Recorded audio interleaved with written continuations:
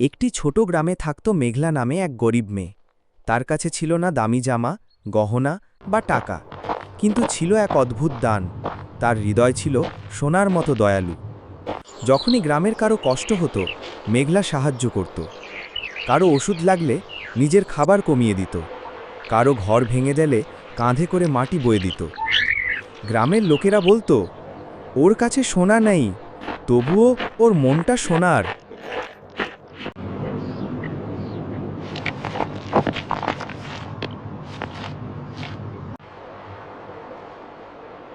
Je loopt stil, zie. Zie.